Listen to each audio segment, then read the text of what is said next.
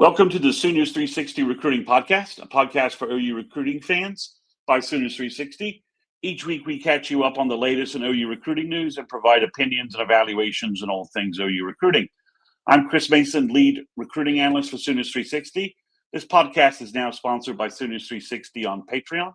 To support this podcast, please go to patreon.com/Sooners360817 and click subscribe. It's only $2 a month. There's also a 30-day free trial option. And that's where I'm posting all of my regular recruiting content. That link will also be in the show notes. Also, this podcast is now part of the Believe podcast family. Every team, every topic, everywhere. And I'm also appearing twice a week with the Horns Down podcast with Chris Griffin. On Monday nights, we're doing a recruiting wrap-up show, a live stream. So if you want to get a quick update on what's happened with OU recruiting after a weekend, that's your place to go. There's also a chance for you to do a Q&A session with me via the YouTube live stream feature. I'm also on Thursday nights doing a podcast with Chris Griffin from the Horns Down podcast and Jason Watkins from the Hall of Fame podcast. We're doing an OU preview show on Thursday nights. This week, we're not recording, obviously, a game wrap-up show, but we also do a game wrap-up show on Saturday, usually a couple hours after the game, maybe the following morning, depending upon if it's a late-night game or not. The easiest way to find all of this content is subscribe to my YouTube channel. Just go to YouTube and in the search box at the top, type in Sooners 360 and click subscribe. You'll be notified whenever I have a podcast, and you'll also have the replays of those podcasts, those live streams show up in your YouTube feed for easy viewing. So we're going to jump right into it. I delayed recording my podcast for 24 hours because I was traveling, and I'm glad I did. So I'm recording from the mobile Chicago studio. So we'll make sure, hopefully everything will go technically all right.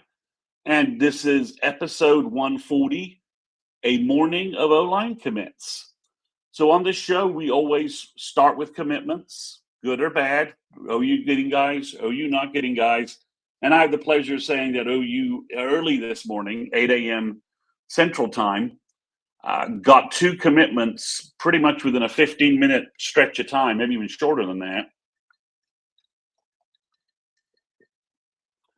from their top two O-line targets in 2027. Now, the first verbal commitment was from the highest-ranked player from the state of Oklahoma for 2027, and probably the highest-ranked player from the state of Oklahoma since David Stone. If David Stone had stayed in state and played in state all 4 years, that's what his ranking would have been as a five-star. David was up to a top 10 player in the nation according to several services, and Cooper Hackett is right now number 12 on Rivals, 9 on, I believe, 247, and like 10 on ESPN. So Cooper Hackett is the first commitment. And this is a huge commitment. Obviously, we know, you've been following this podcast, you know that I talked about him verbally to Texas Tech, and that OU is going to continue to work on him, and that Texas Tech sort of strong-armed the verbal. That's probably not a complete accurate viewpoint of it, but they're putting heavy pressure on kids. They're going to get a couple more verbal commitments coming up from big five-star players for 2027 in the next couple of weeks, and a lot of that is their push and the big money offers that they're making. Let's just call it what it is. So OU successfully worked on this. Cooper came to the Michigan game and he came to the Auburn game.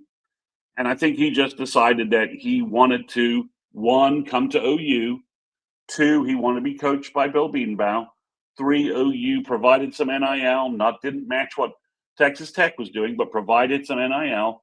And the recruiting message that OU is the best environment for Cooper Hackett to go to, be coached by Bill, be coached up by Bill, and that Bill and, Schmitty as well would turn him into a 6'7", 320-pound prototype bookend left tackle. And those left tackles, like Lane Johnson, like Trent Williams, like Jamal Brown, make big money in the NFL. And Bill and OU has sold them on Bill developing him. So really, anytime you can flip a five-star from anyone, it's going to be massive. But to keep the best player in state for 2027 and the best offensive lineman produced in state. At least from a ranking perspective, Bray Walker was maybe somewhere in that range. But I think folks feel stronger about Cooper Hackett's potential than Bray Walker's. So this is a massive get for OU. And the fact that they were able to flip him from Texas Tech just raises it up another level. OU's recruiting message landed, and I've been talking a lot about OU just needed to win, put a product on the field that is more competitive and SEC ready, so to speak. And it's hard to be the number 10 team in the country with wins over Auburn and Michigan, two teams that are serious trench teams, have big-time athletes on both sides of the ball in the trenches. OU's validating that. They're putting out there that they, with their quarterback and with their defense, they can stay in any SEC game that they might have this year. And I think that's probably going to end up being true. So, huge deal. I didn't really expect this to go down. Like I said, Josh McCuistion on Sooner Scoop is probably the one I think had the first inkling of this late Wednesday night before I went to bed. He posted something about this, indicating that the Cooper Hackett verbal was about to happen. I thought it'd be like a couple of days or something like that, but boom, 8 a.m. it landed. But that wasn't the only fireworks. So as much as I like Cooper Hackett, and I think everyone likes Cooper Hackett, and you see the potential, you see the athletic potential there. You got another verbal commitment, another offensive lineman 10, 15 minutes later.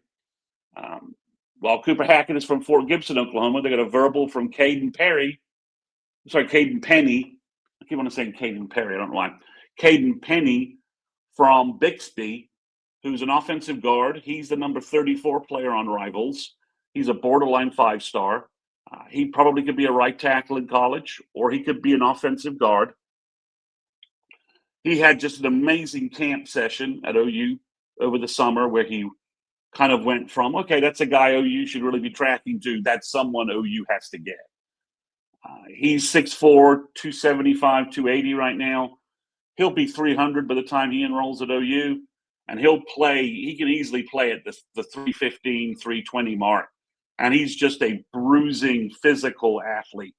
He probably could be a nose guard and play defensive tackle for any number of programs, but offensive line seems to be where his highest upside is. And OU thinks that he probably is going to be an offensive guard. Maybe it's a Penny Hackett situation on the left side. OU just combines those two guys. And they were both at the Michigan and Auburn games. I'm not sure that's a big coincidence, but maybe it is, or maybe those guys have been talking about playing together. I don't know. But to get both of those guys in bang succession moved OU 17 spots on the 2027 team recruiting rankings. OU moved from 19th to number 2 in the nation, only behind Penn State, who's off to a blistering start and has other verbals. But OU has Cooper Hackett at tackle, Caden Penny at offensive guard, and they have Luke Wilson at offensive tackle, the Dallas area prospect that they got several weeks ago, who's an excellent-looking right tackle. And they also have Damare Genove. That's not right. From California. Sorry, Damare DeJourn, I believe it is. DeJourn. That's what I've got. That's what I've got as a pronunciation. We'll see if that's right. Damare DeJourn, the electric wide receiver from California. So he's in the top 100. Penny's in the top 100, and so is Hackett. That's 3 top 100 players. And I think Luke Wilson will end up a top 300 type 4-star once evaluations get pushed out. So that's a great 2027 start. Kind of suspected this might happen down the road. For it to happen this early is pretty shocking. And may not be done for 2027 yet. We'll get to some predictions that have been put in for OU after we talk about some commitments coming up, one that I don't think is going to go OU's way. So Jalen Bruce is a big defensive tackle from Cedar Hill. He's committing October 3rd, I believe it is, early October. He's going to choose Texas Tech. Texas Tech has made a massive offer to him, and at least initially he's going to choose Tech. But OU is going to focus their energies over the next 12 months trying to flip Brewster just like they did Hackett. And they have an ace to kind of work on Jalen Brewster, and that ace is the way David Stone and Jaden Jackson are playing. That OU can seriously pitch a message where you can say, do you want to come to OU and replace the best defensive line pair in college football? I mean, be part of replacing that. Do you want to be a first-round draft defensive tackle like Todd Bates created at Clemson and now potentially creating at Oklahoma? Because I think if the 26 season is anything like the 25 season for David Stone and Jaden Jackson, that'll be their last year in Norman. And I think David Stone could clearly be a top 15, top 10 pick. And Jaden Jackson could easily slide into the first round once someone realizes just how good a football player he is, and don't let the 6'1" height impact him too much. Watch the film. Some great evaluator, some front office like the Ravens, someone who knows what they're really doing is going to notice that. Jim Nagy's obviously going to sell the kid to the NFL big time. So, that's the message you're going to want to send to Jalen Brewster. You can go to Tech and cash this big check, or you can come to OU, cash a check, not quite as big, but you can't put a money on being coached by Todd. You can't put a dollar value right now on being coached by Todd Bates and being developed into an NFL first-round pick, which you can put a dollar figure on, and that's always going to exceed whatever Tech's offering. It's not going to match the money that Jalen Brewster could get as a top 10 pick after 3 years at OU and being developed into an All-American Outland Trophy type defensive tackle. So when he commits in October, don't freak out. Don't worry about it. OU will get their chances and get their swings in. These Texas Tech guys are verbaling the Tech and still going on visits. Tech isn't locking them down from any perspective like that. So just give it a little time and watch for OU to especially if David Stone, especially if they keep winning. If they keep winning this fall, David Stone keeps looking good, they'll be just sending him more and more videos of David Stone and saying, you can be David Stone, because that's basically where Brewster's talent level is.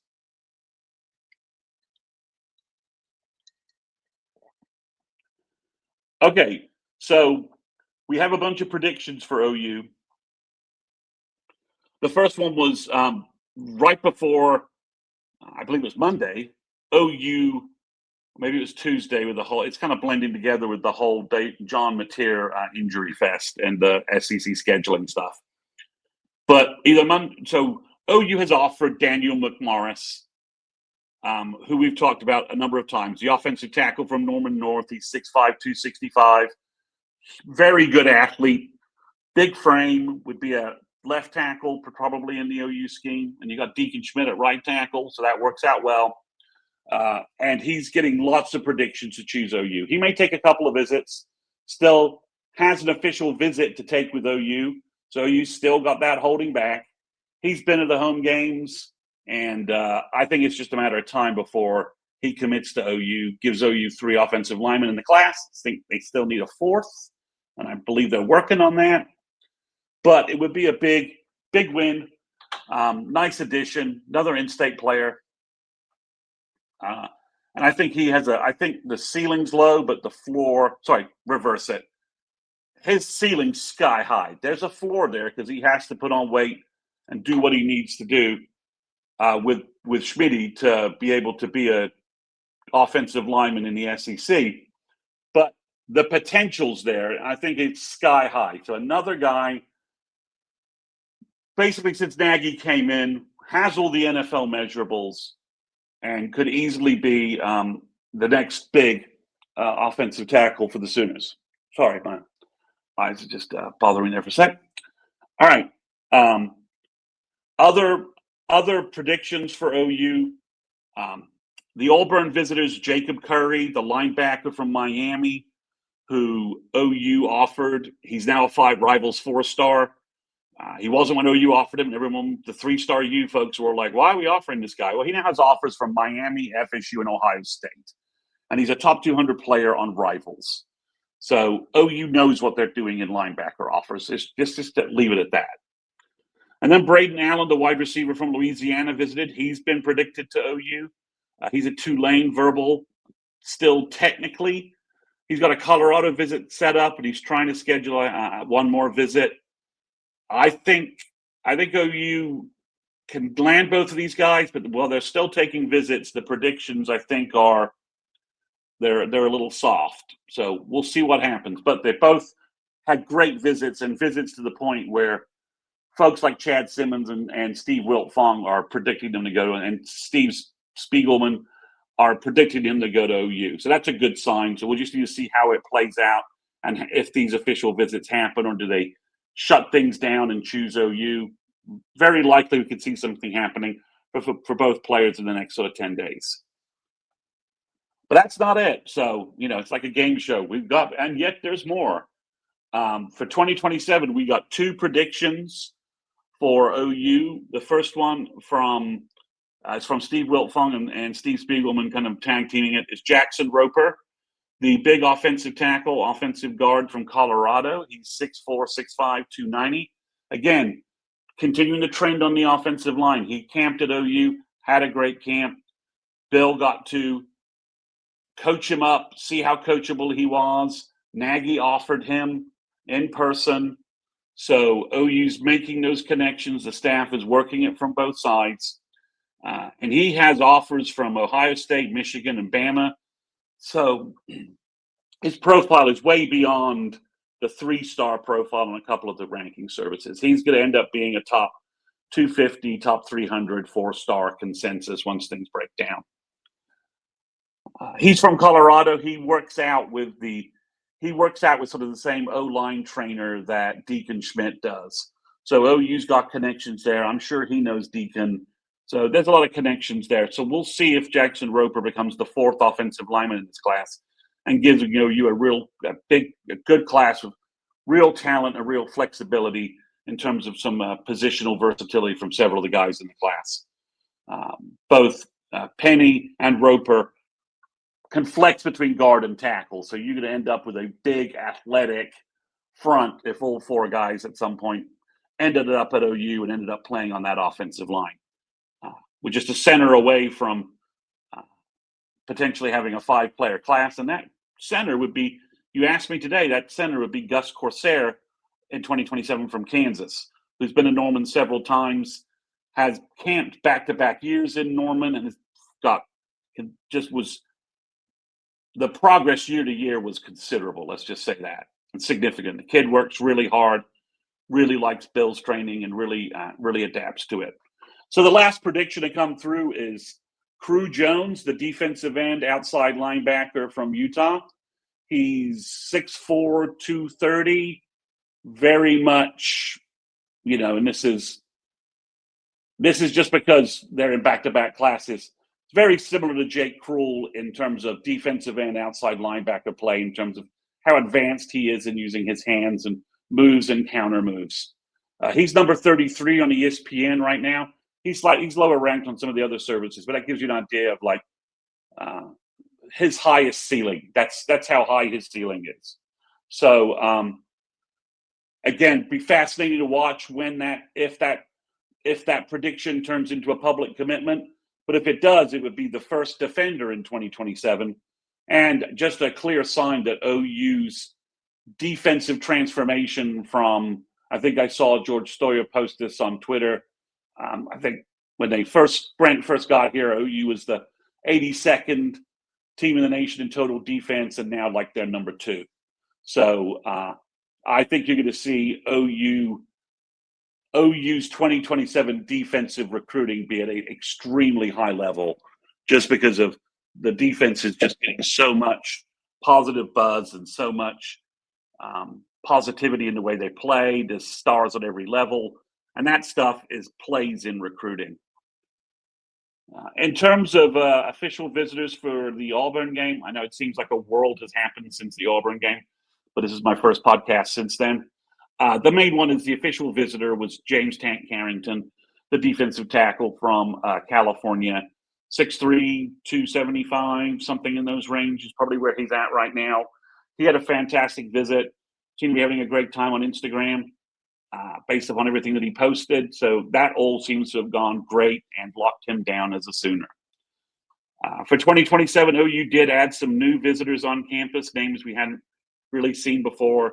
Obviously, some of the in-state names and some names I've mentioned previously, like Cooper Hackett, Caden Penny, the Osborne kid from Mustang, the big D potential DB. So those names have all been there before. But here's some new names that showed up for the Auburn game.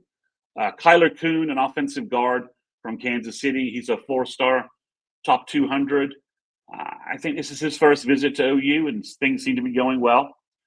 The most interesting name probably on this list is Seneca Driver, a 6'7", 230-pound tight end from Kentucky. He is a top 100 player and nationally a top 5 tight end, regardless of what service rankings you want to use. This may be the first signs that Canic's production is making a difference in national tight end recruiting, or national tight end recruits are paying attention to what Canic's doing in terms of his production. Seneca's an awesome Jermaine Grisham looking like tight end. He's that kind of tight end we haven't been able to get to Norman to even visit lately. And he seemed to, in various interviews, he seems to have had a good time. So something to track, and he could be a potential superstar at tight end if you could figure out see the way that Arbuckle's been able to use Canic. Driver could potentially even exceed that. That's how good he looks. Then you got Quentin Hale from California on campus. He's 6'3", 185 pounds. He's a top 100 4-star. And his tape it's kind of one of those elite looking wide receivers. We'll see if that ranking goes up. The wide receiver rankings are so hard. There's so much talent at wide receiver every year. It's hard to get those hard to move up too much. It's only easy to fall down the rankings at wide receiver. But OU's off to a good start there. OU also offered visitor and safety from Louisiana, Jaden Anding, I think is how you say it. This was his first visit to Norman, and he received his offer in person. Like I said, he's a 4-star Rivals top 200 type player. So great for OU to get him on campus and to see him in person. Then another OU offer, Lathan Wissington, a running back from Waco, who's 6'200". He's a 4-star Rivals top 300. I just watched his junior film, and it's really good. I think he's probably closer to top 100, top 150, somewhere in the top running back range. He's running through trash. He's breaking tackles, and then he's powerful runner, and also showing some home run speed and size. So I think this is a new name to track at running back. This could be, along with Mekhi Rhodes. If OU was to get those two guys, I think that'd be an amazing 1-2 punch at running back. So he's from Waco. His photos with DeMarco Murray validate how big he is. So that's a name to watch. And then for 2028, some of the same names that we've seen before. Camion Nero Compton, back again. New name, David Thomas, wide receiver from Stillwater, slot guy, 5'11", 170. Speed burner, great film, has had an OU offer for a while. His dad works at the Oklahoma State football staff in Stillwater. That situation obviously is tenuous at best. So OU's picked a good time for OSU to be bad, to maybe steal a wide receiver from the Stillwater area. Then Terrence Evans, the big nose guard from Tulsa Union, was on campus. He's 6'3", 320. Still very young, still very raw, but he would be an awesome zero technique nose guard for the Sooners. And then a name I haven't mentioned before. He doesn't have an OU offer yet, but that should change very soon. Breck Brady, was on campus. He is the son of tight end Ricky Brady. If you don't know who Ricky Brady is, look him up. But in the early 90s, on some K.O. Gundy bad Gibbs teams, he was great, playing way above the quality of the rest of the roster. And his kid is 28, and he's already 6'5", 240. So he was a freshman last year, and I watched that film, and then there's some sophomore film up first couple of games, and the improvement is just it's significant. He's figuring out how to use that huge frame and athleticism.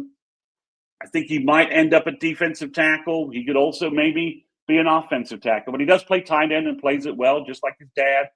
So definitely a big name to watch and kind of see what happens there.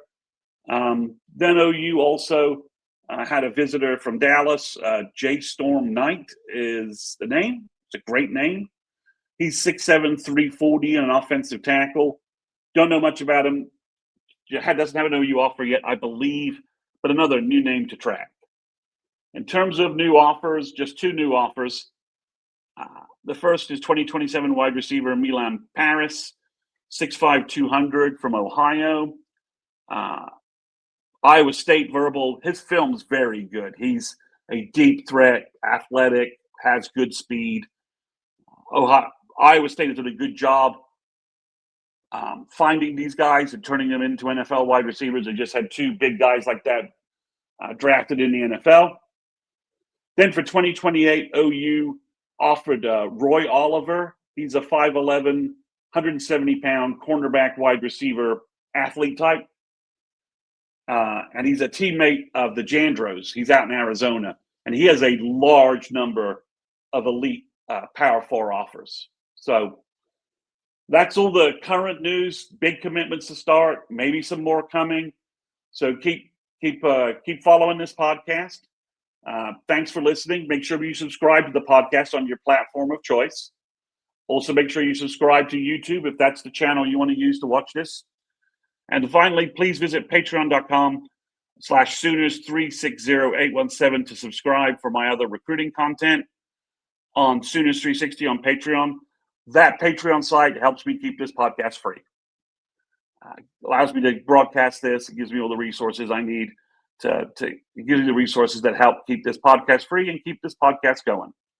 So thanks everyone for listening, and we'll be back next week from our regular headquarters with another recruiting update.